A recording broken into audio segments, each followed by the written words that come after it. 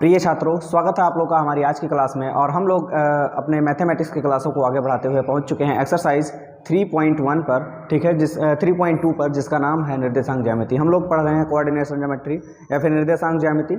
निर्देशांक ज्यामिति में हम एक्सरसाइज 3.1 कर लिए थे पिछले ही वीडियो में। बहुत ही छोटा सा वीडियो है, आप उसको देख सकते हैं। और अब हम पहुँचे एक्सरसाइज 3.2 पे, ठीक है। एक्सरसाइज 3.2 को सॉल्व करने से पहले मैं आपको कुछ दिखाना चाहता हूँ, ठीक है, या कुछ बनाना चाहता हूँ, बताना चाहता हूँ। क्या है, आपने पढ़ा होगा संख्या रेखा। जी हाँ, बिल्कुल पढ़ा है। अगर पढ़ा है तो ये भी जानते होंगे कि संख्या रेखा पर यहाँ बीचों बीच में बिल्कुल जीरो होता है, उसके बाद 1 2 3 4 5 6 ऐसे ही बने होते हैं, ठीक। एक हो गया, 2 3 4 5 6 और इसको हम बोलते हैं x। और इधर जब हम आएंगे तो इधर की संख्या क्या होगी, माइनस में होगी। -1 -2 -3 -4 -5 -6 ऐसे होगा, ठीक है। और इसको हम बोलते हैं x डैश। ये तो हमारे पास एक संख्या रेखा हुई।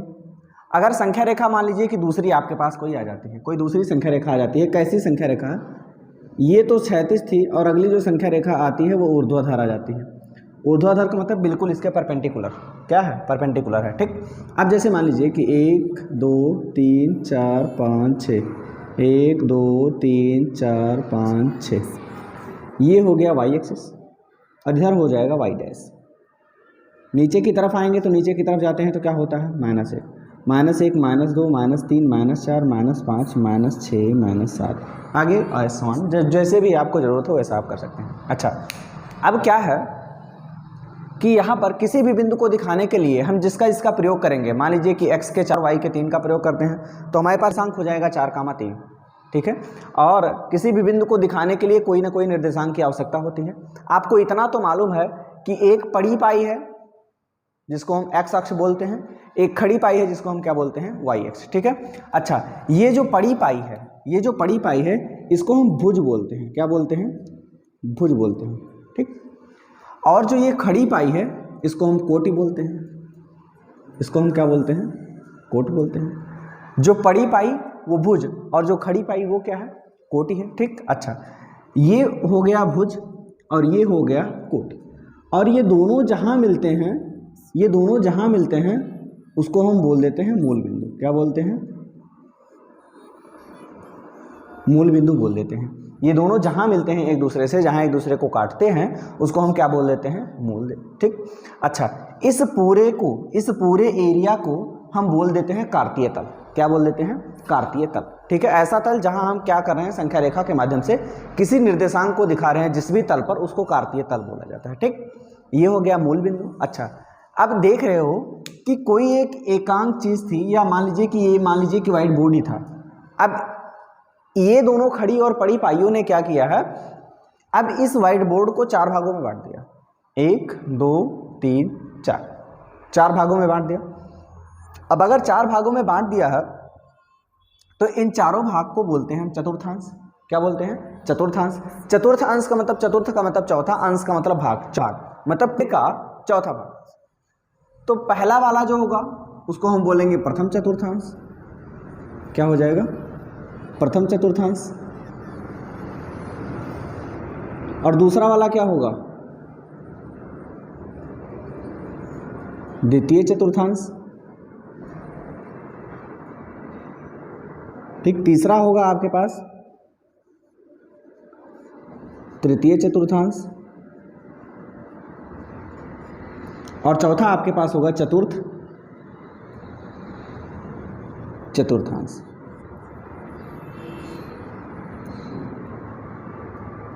ठीक। क्वाड्रेट बोलते हैं इनको, चतुर्थांश बोलते हैं, ठीक। अच्छा, 4 भागों में बांटा। सर हमको तो ये समझ में आया कि एक पड़ी पाई है जिसको हम भुज बोलते हैं, एक खड़ी पाई है जिसको हम कोटि बोलते हैं। और ये पड़ी और खड़ी पाई ने किसी तल को 4 भागों में बांट दिया और 4 भागों में बांटा। तो प्रथम को प्रथम चतुर्थांश, द्वितीय को द्वितीय चतुर्थांश और तृतीय को तृतीय और चतुर्थ को हम क्या बोलेंगे, चतुर्थ चतुर्थांश कहते हैं, ठीक। अच्छा, अब आपके मन में ये प्रश्न आना चाहिए कि हमने इसको प्रथम क्यों लिखा, इसको द्वितीय क्यों नहीं लिखा, इसको तृतीय क्यों नहीं लिखा, इसको चौथा कर देते या इसको तीसरा कर देते। नहीं, आप जब एंगल या कोण बनाते होंगे तो देखते होंगे यहाँ से स्टार्ट होगा 0, फिर 1 2 3 4 5 90, फिर ऐसे एंगल इस तरीके से चलता है, कोण इस तरीके से चलता है, इसलिए कोणों के अनुसार ही चला गया है। 0 से स्टार्ट हुआ, पहला है प्रथम चतुर्थांश, दूसरा है द्वितीय चतुर्थांश, और तीसरा आपके पास तृतीय चतुर्थांश, और चौथा क्या है चतुर्थांश। ठीक है, अब यहाँ अगर हम देखें तो प्रथम चतुर्थांश में x और y से मिलकर बना हुआ है। किससे मिलकर बना हुआ है? x और y से। यहाँ x भी प्लस में है और y भी क्या है? प्लस में। यहाँ तो y माइनस में है, x माइनस में है, लेकिन यहाँ क्या है? x भी प्लस में है और y भी प्लस में है। मतलब इस चतुर्थांश का जो निर्देशांक होगा वो x कामा y होगा। मतलब जो मान लीजिए कि 4 कामा 3 लिखो, 3 कामा 4 लिखो, प्लस में रहेगा दोनों। ठीक, उसके बाद फिर आपको द्वितीय चतुर्थांश जो आपके पास है, यहाँ पर देखो x का मान तो माइनस में है लेकिन y का मान क्या है? प्लस में है। मतलब द्वितीय जो आपके पास चतुर्थांश है उसका निर्देशांक क्या होगा? Minus x comma y. मतलब x वाला तो माइनस में होगा लेकिन y वाला प्लस में होगा। ये है तृतीय चतुर्थांश, यहाँ x वाला भी माइनस है और y वाला भी, तो माइनस का x और माइनस का y हो जाएगा। सबसे पहले x लिखते हैं, समझ आया? सबसे पहले x लिखते हैं, चाहे वो प्लस में हो चाहे वो माइनस में हो। चतुर्थ में आएंगे, यहाँ x का मान तो प्लस में है लेकिन y का मान किस में है? माइनस में है। y का मान क्या हो जाएगा? माइनस में। इसका मतलब हमने देखा कि अगर दोनों निर्देशित करने वाले अंक अगर प्लस में हैं, अगर दोनों प्लस में हैं तो ये प्रथम चतुर्थांश में हो गया। x वाला माइनस और y वाला प्लस में है तो द्वितीय चतुर्थांश। अगर दोनों माइनस में हैं तो तृतीय चतुर्थांश, और अगर x वाला प्लस में है और y वाला माइनस में है तो क्या हो जाता है? चतुर्थ चतुर्थांश हो जाता है। ठीक, यही आपके पास था। अच्छा, अगर आप इतना समझ गए हैं, अगर आप इतना समझ गए हैं, ठीक है, तो अब देखते हैं हमारे पास प्रश्न का है। ठीक है, हमारे पास जो क्वेश्चन है वो कह रहा है कि कार्तीय तल में किसी बिंदु की स्थिति निर्धारित करने वाली क्षैतिज और ऊर्ध्वाधर रेखा, क्षैतिज का मतलब ये रेखा, जो भुज है वो क्या है? ये क्षैतिज रेखा है, और ऊर्ध्वाधर का मतलब ये जो कोटि है ये क्या है? ऊर्ध्वाधर। ठीक, तो कह रहा है कि क्षैतिज और ऊर्ध्वाधर रेखाओं का क्या नाम है? तो क्षैतिज रेखा क्या है? जो क्षैतिज रेखा है उस क्षैतिज रेखा का नाम क्या है? क्षैतिज रेखा क्या है? क्षैतिज रेखा को हम भुज बोलते हैं। उसके बाद फिर ऊर्ध्वाधर, ऊर्ध्वाधर को हम बोलते हैं, कहोगे सर अभी तो बताया, ऊर्ध्वाधर को हम क्या बोलते हैं? ऊर्ध्वाधर मतलब जो खड़ी पाई है उसको हम क्या बोलते हैं? कोटि बोलते हैं। क्या बोलते हैं? कोटि बोलते हैं। पहला का उत्तर आपको मिल गया बड़े ही आसानी से। अगला क्या है कि इन दो रेखाओं से बने तल के प्रत्येक भाग का नाम बताइए। इन दोनों रेखाओं से बने हुए जो तल हैं, 1 2 3 4, इन चारों का नाम लिखना है तो आप लिखो, पहला नाम लिखो प्रथम चतुर्थांश, द्वितीय लिखो, दूसरा नाम लिखो द्वितीय चतुर्थांश, तीसरा लिखोगे तृतीय चतुर्थांश, और चौथा लिखोगे चतुर्थ चतुर्थांश। नंबर 1 2 3 4 डाल के आप इन चारों को नामों को आप लिख सकते हैं, कोई दिक्कत नहीं। अगला जो क्वेश्चन है, उस बिंदु का नाम बताइए जहां ये दो रेखाएं प्रतिच्छेद करती हैं, जहां ये भुज और कोटि एक दूसरे को काटते हैं, उस रेखा का नाम हमने क्या लिखा है? मूल बिंदु। मतलब जहां ये एक दूसरे को काटेंगे उसका नाम क्या हो जाएगा? मूल। इतना समझ में आ गया होगा, कोई दिक्कत नहीं। ठीक, अच्छा, अब आपके पास इसका भी आंसर मिल गया, इसका भी मिल गया, इसका भी मिल गया। अब आगे कह रहा है कि आकृति को देखकर निम्न को लिखिए। मतलब इन सभी का मान हमको लिखना है। ये आकृति जो दी गई है, इस आकृति को देखना है और इसी आकृति के अनुसार ही क्या करना है? हमको ये बताना है। ठीक, अब सबसे पहले कह रहा है बी का निर्देशांक। बी आपको कहीं दिख रहा है? हाँ, बिल्कुल दिख रहा है, इज्जत से दिख रहा है, दोनों आंखों से दिख रहा है कि बी यहाँ।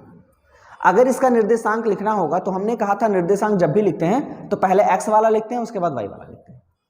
पहले एक्स वाला, एक्स पर क्या है? यही तो है एक्स। एक्स पर क्या है? -5। और y पर क्या है? y पर देखो ध्यान से 2, y पर क्या है? 2।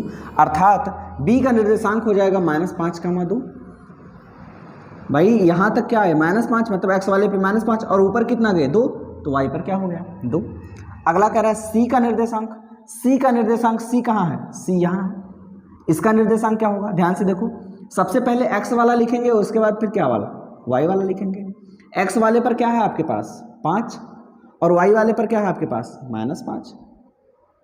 तो c का निर्देशांक क्या मिल जाएगा आपको? 5, -5। 5, -5। निर्देशांक -2, -5, -3, -5 द्वारा पहचाना गया बिंदु। 3 और -5 कहाँ है? -3 मतलब x पर -3 होना चाहिए, x पर -3 यहाँ है और y पर -5 यहाँ है। इन दोनों को आगे बढ़ाते हैं, इसको नीचे की तरफ लाते हैं, इसको इधर, तो यहाँ मिलते हैं।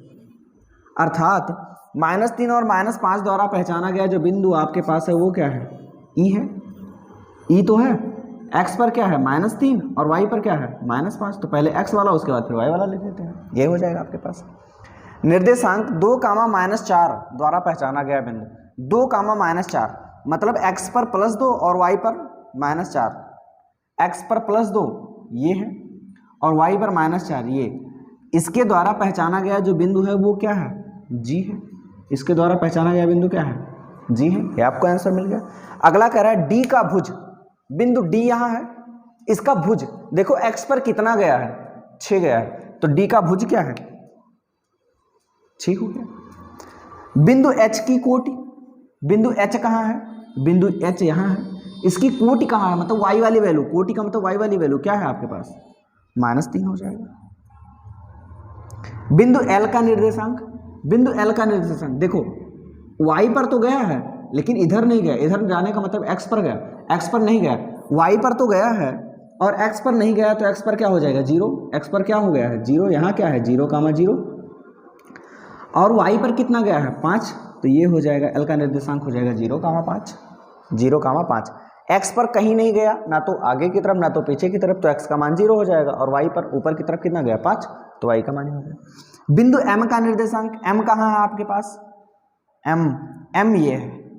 अगर इसका निर्देशांक आपको फाइंड आउट करना है, मतलब x पर तो -3 है, x पर क्या है -3, लेकिन y पर मतलब ऊपर या नीचे नहीं गया है, तो y पर क्या हो जाएगा 0, x पर -3 और y पर क्या हो जाएगा आपको 0। ठीक है, तो इस तरीके से क्या कर सकते हैं आप अपने प्रश्नों को सॉल्व कर सकते हैं। ये था आपका एक्सरसाइज 3.2।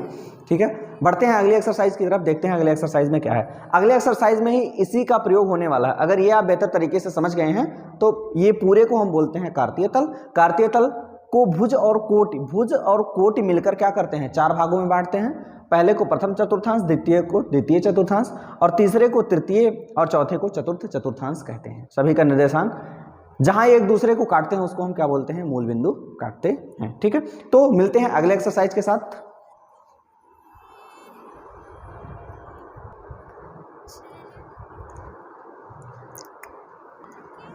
अगला जो एक्सरसाइज है हमारा वो है एक्सरसाइज 3.3। ये भी निर्देशांक ज्यामिति का ही प्रश्न है। अभी पिछला एक्सरसाइज हमारा खत्म है, वो छोटा एक्सरसाइज था। ठीक है, और अगले एक्सरसाइज को समझने से पहले आपने ये देखा होगा कि आपने ये देख लिया है, मतलब इस चीज़ को अच्छे से समझ लिया। इस चीज़ को अगर आपने अच्छे से समझ लिया है तो कुछ भी एक्स्ट्रा आपको करना नहीं है। आपको करना क्या है कि किस चतुर्थांश में या किस अक्ष पर बिंदु, कुछ बिंदु दिए गए हैं, -2, 4, ठीक, 3, -1, -1, 0, 1, 2 और आगे है आपके पास -3, -5। इसको हमको बताना है कि किस चतुर्थांश में है ये, किस चतुर्थांश में है ये। ठीक, तो अगर हम देखें, इसको इरेज कर दें थोड़े समय के लिए तो कोई दिक्कत नहीं।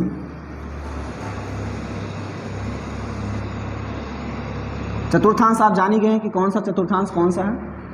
एज अ सिंबल पहचानने के लिए हम लिख देते हैं, ये आपका फर्स्ट वाला है, ये आपके पास सेकंड वाला है और ये आपके पास थर्ड वाला है और ये आपका फोर्थ वाला चतुर्थांश। अब बताना है -2, 4 को। -2, 4 कहाँ है, -2 मतलब x पर -2 और y पर 4, x पर -2, यहाँ और y पर 4 यहाँ, मतलब मिलने वाला है यहाँ, मतलब x वाला हो और y वाला प्लस हो तो किस चतुर्थांश हो जाएगा वो, द्वितीय चतुर्थांश। कहाँ हो जाएगा, द्वितीय चतुर्थांश में। ठीक, या तो लिखो आप द्वितीय चतुर्थांश या तो लिखो चतुर्थांश सेकंड, या तो। ठीक, अगला आपके पास है 3, -1। देखो x वाला प्लस में और y वाला किस में है, माइनस में। x वाला में और y वाला माइनस में, किस में होता है, चतुर्थांश में। मतलब ये जो है ये आपका है चतुर्थांश 4 में। चतुर्थांश किस में है, 4 में है। अगला कह रहा है -1, 0, -1, 1 मतलब सबसे पहले क्या है -1, मतलब x पर -1 और y पर क्या है 0, मतलब ये बिंदु कहाँ मिल जाएगा, -1, 0 आपको यहाँ मिल जाएगा। x पर क्या है -1 और y पर 0 है, मतलब ना तो ऊपर जा रहा है ना तो नीचे आ रहा है। y पर 1 या 2 होने का मतलब या तो ऊपर गया, और अगर -1, 2 है तो उसका मतलब नीचे आया। y पर चल ही नहीं रहा है, मतलब ये बिंदु जो है वो x अक्ष पर स्थित है। कहाँ है,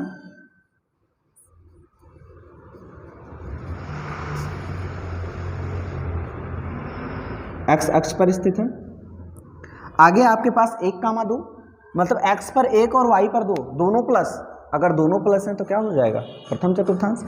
x पर 1 और y पर 2 किस चतुर्थांश में हो जाएंगे, चतुर्थांश फर्स्ट में हो जाएंगे।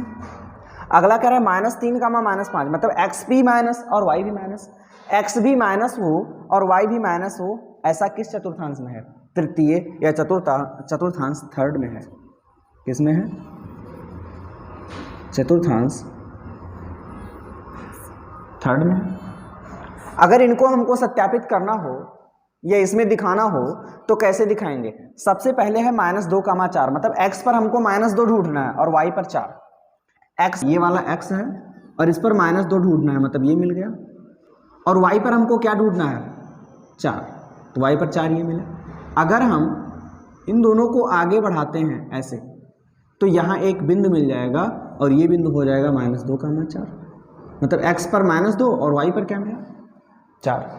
आगे कह रहा है 3, -1, मतलब x पर 3 और y पर -1। x पर 3 कहाँ प्लस का, यहाँ है, और y पर -1 कहाँ है, यहाँ है। ये कहाँ मिलेगा आपको, इसको हम आगे बढ़ाएं, इसको भी आगे बढ़ाएं तो हमको यहाँ एक बिंदु मिलेगा और ये हो जाएगा 3, -1, मतलब x पर 3 और y पर क्या हो गया, -1, ये बिंदु आपको मिला। अगला कह रहा है -1, 0, मतलब x पर तो -1 और y पर 0, मतलब y पर जाना ही नहीं है, तो केवल x पर ही अगर रहना है तो ये वाला बिंदु हो जाएगा, और ये वाला बिंदु क्या होगा, -1, 0। x पर तो -1 है लेकिन y पर क्या है, बिल्कुल 0 है, ठीक। आगे कह रहा है 1, 2, 1, 2, मतलब x पर 1 और y पर 2, 1, 2 का मतलब क्या हुआ, x पर 1 और y पर 2। अच्छा, x पर 1 है मतलब ये, और y पर 2 का मतलब ये, मतलब यहाँ इसको आगे बढ़ाएंगे और इसको भी आगे बढ़ाएंगे तो यहाँ एक बिंदु मिलेगा, ये हो जाएगा 1, 2, मतलब x पर 1 और y पर क्या मिल गया आपको, 2 मिल गया। इस तरीके से हो गया। आगे कह रहा है -3, -5, मतलब x पर -3 और y पर -5। x पर -3 जाना है, x पर -3 मतलब यहाँ मिला, और y पर -5 मतलब यहाँ मिला। अगर इन दोनों को आगे बढ़ाएं हम ऐसे ऐसे तो ये हो जाएगा आपके पास -3, -5, -3, ये आपको हो गया, ठीक, -3, -5। इस तरीके से आप चतुर्थांशों को आप दिखा भी सकते हैं और बता भी सकते हैं कहाँ क्या है। ये आपका था पहला क्वेश्चन। क्या कहता है, ठीक।